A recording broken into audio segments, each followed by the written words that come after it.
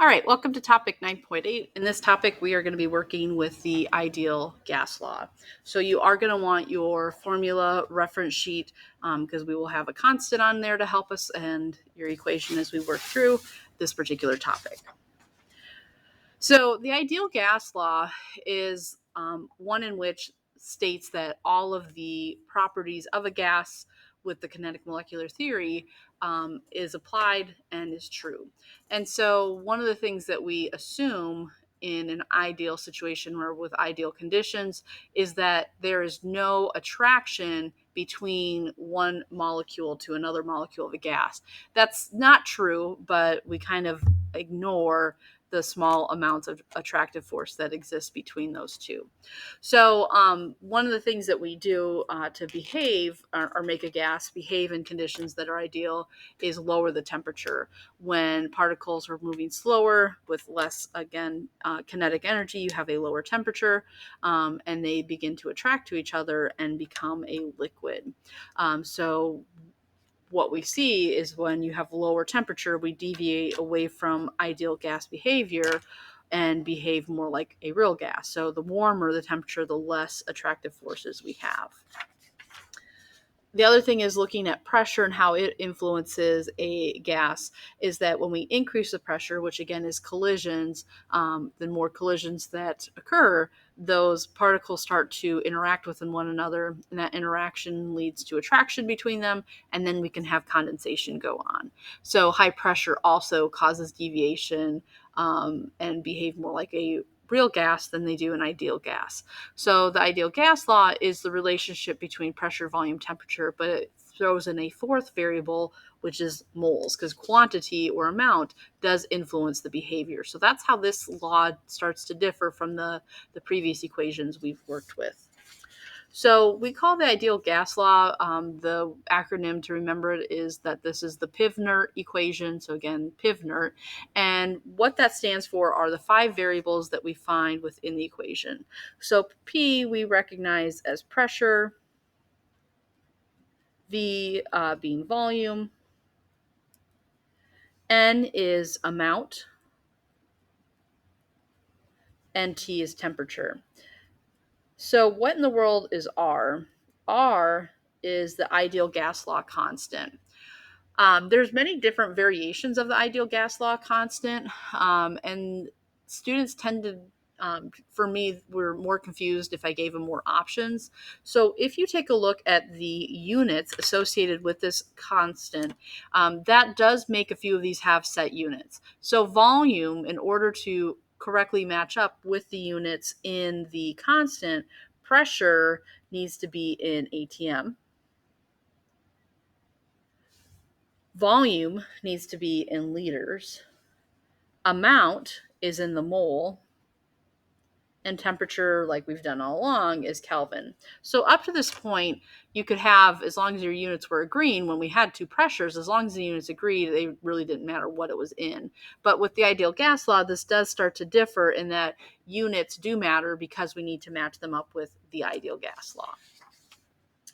So we have a couple of examples working on applying Pivnert for the ideal gas law. So dinitrogen monoxide, which is N2O, is used in dentistry as an anesthetic, and it's called laughing gas. It asks, what is the pressure in atmospheres of 3.5 moles of N2O at 22 degrees Celsius in a 5-liter container? So what I can see right away is it's asking, what is the pressure? So that means P is my question mark. That is the variable in which I am solving for. The rest of it, I have a few things to work with. I have 0.35 moles, 22 degrees Celsius, and 5 liters. So through those units, I can pick them apart and start distinguishing them. And I'm going to adjust this camera a little bit to see if maybe the lighting's a little better. It's kind of washing out my highlighting. So anyways, so I can see that I have 0.35 moles. So that unit goes with N. And it's in the desired unit. They already converted it to moles for us. Temperature, we have that it's at 22 degrees Celsius. And so we have to change that to Kelvin by adding 273. So that gives us what? 295 Kelvin. And then we can see that we're in a 5-liter container. So that is my volume. And so looking at the formula for the ideal gas law, we have PV is equal to nRT. So the only thing we're missing then is the R constant, which is the, again, ideal gas law constant, and we're going to use the same value of 0.0821. And the unit here is liters atmosphere per mole Kelvin. So now we're ready to go ahead and plug in. I'm going to just change P for X, and then I don't know why I wrote equal sign. I'm going to go ahead and change that to a terrible multiplication sign for 5 liters. My N is the 0.35. R is the 0.0821.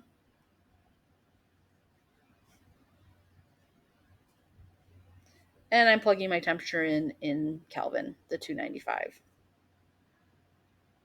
Okay, so to solve here for pressure, all that's needed is to move one variable in this case, and that's to move volume by division. Okay, so what I'm going to do here is go ahead and type this in.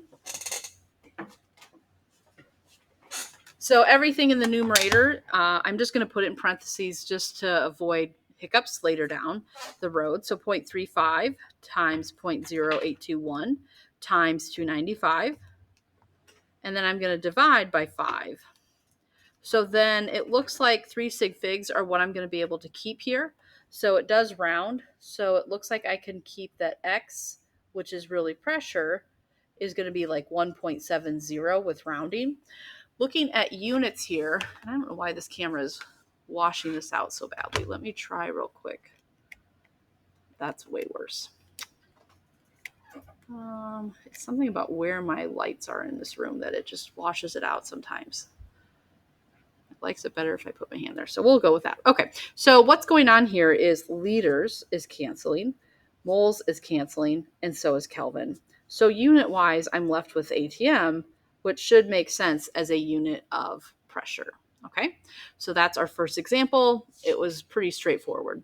We'll find that some of the other ones can maybe ask a little bit more of you or have a little bit more work along with it. So in this next example, we have butane, and it's a fuel for barbecues as an aerosol propellant. It says if you have 108 milliliters of butane at 715 millimeters of mercury and 25 degrees Celsius, what is the mass in grams of butane? So there's actually quite a bit to unpack with this particular problem. I can see here that it asks, what is the mass? Well, the only thing that has to deal with mass or amount of material is through N. So N is the variable I'm going to work on solving, and that means I should have everything else to work with. I can see that I have 108 milliliters, 715 millimeters of mercury, and 25 degrees Celsius. So going back real quick, we said R is 0.0821 liters ATM per mole Kelvin. So that dictates a lot of these things. So if you take a look, I can see that I have 108 milliliters, which milliliters is a unit of volume. But this is not the correct unit of volume. In order for these to agree, I need to get this in liters. I know that 1,000 milliliters is to 1 liter. So this is the same thing as saying 1 or 0.108 liters of volume. The next thing I have is a pressure. 715 millimeters of mercury is a unit of pressure, but it isn't going to work with our R value. Our R value tells us it needs to be an ATM. So if you take a look, if you haven't noticed this, on your pink sheet, here kind of right above this table are your different conversion factors, if you're not sure on what they are. So 760 millimeters of mercury is to 1 atmosphere. So luckily these conversions go pretty quick between units of pressure because they all relate back to ATM. So I'm just dividing, and I'm going to keep 3 sig figs. Looks like 0.941 with rounding, and that's atmospheres. Okay. The last thing then is needing my temperature, which is again 25 degrees Celsius, converting it to Kelvin by adding 273. Looks like I'm going to end up with 298 here. So now I can finally start solving and working with my problem here, where I have PV is equal to nRT. My pressure, once it was converted, was 0.941 atm, and my volume, once converted, was 0.108. N is my X, R is my constant,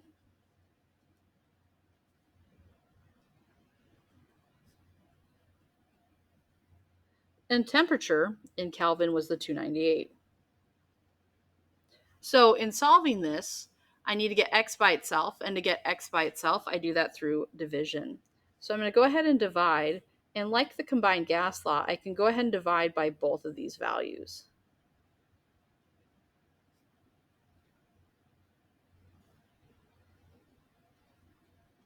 And I'm going to go ahead and do that to the left-hand side here.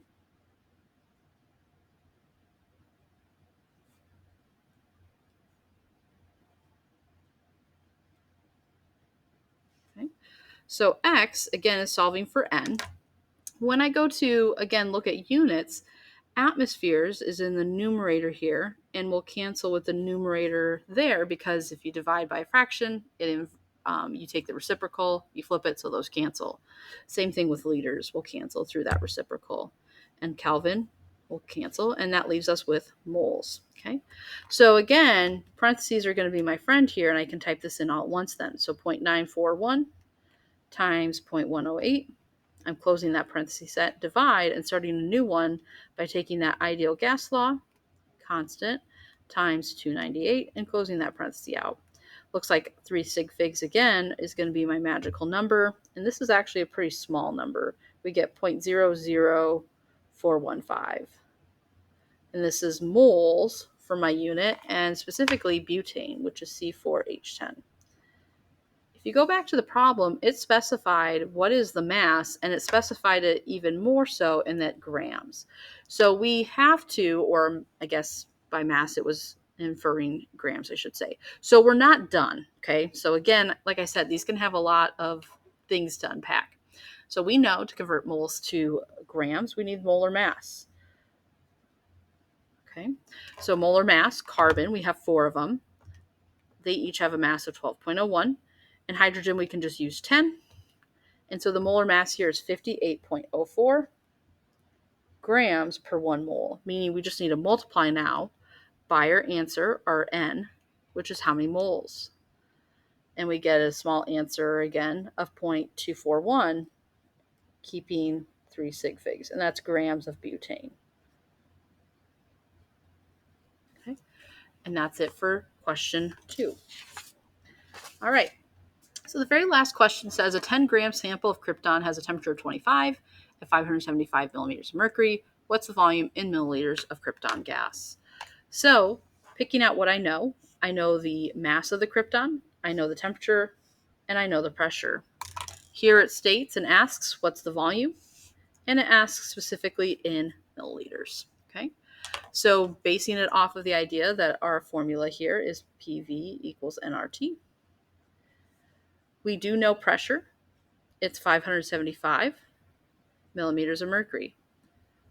We know through the R, the ideal gas law constant, it has to be in atmospheres, which if you look back at our last problem, it was using millimeters of mercury, so we divide by 760.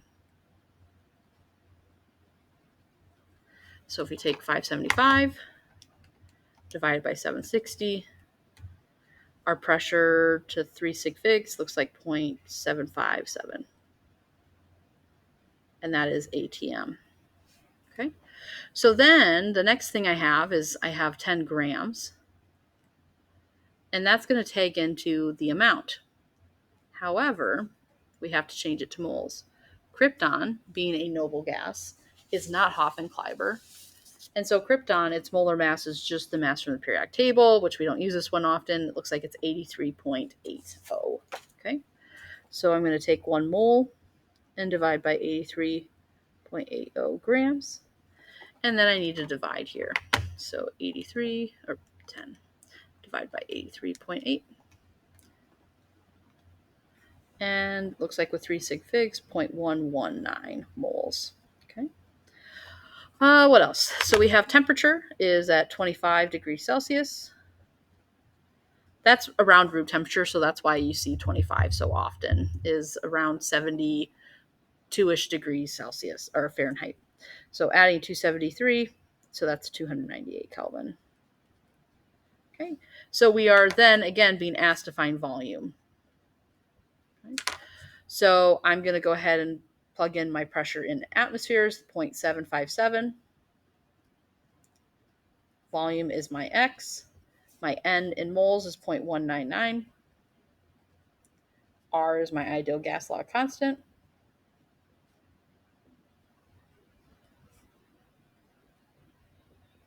And my temperature is now in Kelvin with 298. Again, to get X by itself, we're going to divide by our pressure unit.